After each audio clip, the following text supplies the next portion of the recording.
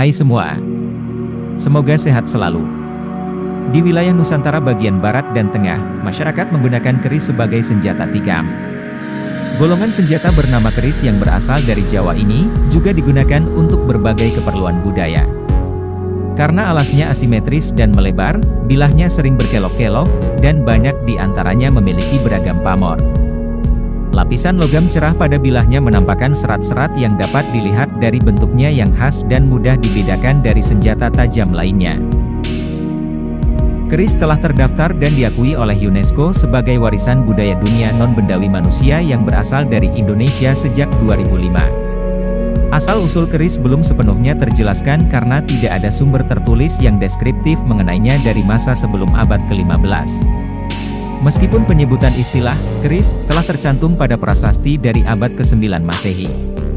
Namun diperkirakan asal mula penyebutan kata keris merupakan singkatan bahasa Jawa dari mlungker-mlungker kang bisa ngiris. Dalam bahasa Jawa berarti kata sinengker, kerono, dan aris.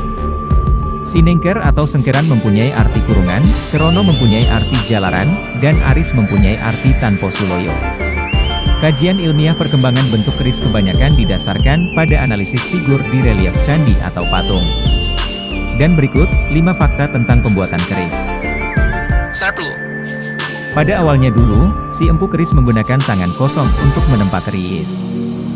Pembuat keris disebut dengan empu. Kata empu dalam terminologi Jawa berarti seseorang yang empunya suatu ilmu, kita sebut saja seseorang yang ahli dalam bidangnya. Dalam hal ini si empu mempunyai ilmu dan kesaktian di luar nalar untuk menciptakan sebuah keris. Contoh saja fakta bahwa pada zaman dahulu si empu mampu menempa lempengan logam panas hanya dengan tangan kosong.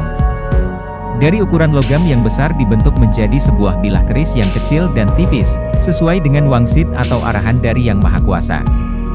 Literasi fakta ini didapat dari bukti sejarah dengan narasumber seorang keturunan si empu langsung.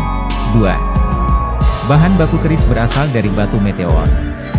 Jika suatu meteoroid tidak habis terbakar dalam perjalanannya di atmosfer dan mencapai permukaan bumi, benda yang dihasilkan disebut meteorit. Pada dasarnya, ada 2 jenis meteorit yaitu besi, sekitar 4,8% dari meteorit yang ditemukan, dan stony, sekitar 94%. Meteorit batu besi terbuat dari paduan besi nikel kristal, inilah yang menjadi bahan baku pembuatan beberapa jenis keris. Para ilmuwan percaya bahwa meteorit ini menyerupai inti luar bumi. Mulai abad ke-20 Masehi para empu selalu memadukan bahan dasar meteor dengan logam lain, seperti nikel, kobal, perak, timah putih, kromium, antimonium, dan tembaga. 3. Api abadi Merapen dan tongkat sakti Sunan Kalijaga. Pada masa Raden Fatah menjadikan kota Demak sebagai pusat pemerintahan, pusat perdagangan dan pusat pendidikan dan penyebaran agama Islam ke seluruh Jawa. Sebagai lambang negara Islam dibangunlah sebuah masjid agung yang merupakan perpaduan antara budaya Islam dengan budaya Hindu. Dalam suatu ekspedisi, sekelompok rombongan dipimpin oleh Sunan Kalijaga. Setelah sampai di Merapen, mereka merasa sangat lelah. Kemudian rombongan itu beristirahat di situ. Karena tidak ada air untuk minum, maka Sunan Kalijaga bersemedi memohon kepada Tuhan, agar diberi air untuk minum para pengikutnya. Tongkat wasiatnya ditancapkannya ke tanah, kemudian dicabutnya. Tetapi yang keluar bukan air namun api yang tidak dapat padam, api abadi. Sejak itulah tempat itu disebut Merapen. Kemudian di tempat lain dilakukan hal yang sama dan keluarlah pancuran air yang jernih, yang dapat diminum. Demikian rombongan itu minum dan setelah hilang lelahnya mereka melanjutkan perjalanannya ke Demak. Singkat kisah kemudian Sunan Kalijaga menyatakan ompak beliau yang ketinggalan di Merapen tidak perlu diambil sebab nantinya akan banyak gunanya. Batu ompak itu kemudian dikenal dengan nama Watu Bobot. Ada seorang empu legendaris bernama Joko Supo atau dikenal dengan Empu Supo yang mana murid sekaligus adik ipar Sunan Kalijaga. Suatu ketika datanglah Sunan Kalijaga kepada Joko Supo untuk dibuatkan sebuah keris yang baik. Sunan Kalijaga memberinya bahan berupa besi sebesar biji asam, saklungsu. Joko Supo pun heran, dapatkah besi yang sekian besarnya dapat dibuat keris? Tetapi setelah dipegang ternyata besi itu sangat berat dan berubah menjadi sebesar gunung. Sunan Kalijaga memerintahkan supaya keris dibuat di Merapen. Maka Empu Supo pergi ke Merapen membuat keris tersebut. Untuk pembakarannya digunakan api abadi.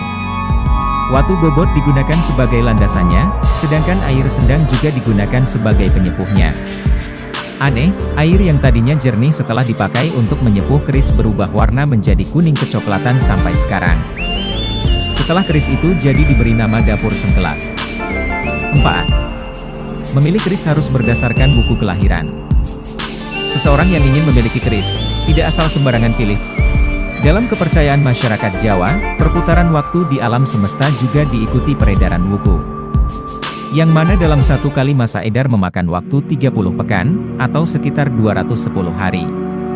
Artinya bahwa wuku akan berganti tiap pekan, yang selanjutnya akan mengikuti siklus dan kembali lagi ke wuku semula setelah 210 hari. Wuku juga selalu dijadikan patokan dalam menentukan karakter dan bahkan nasib hidup seseorang hingga jalan kematiannya.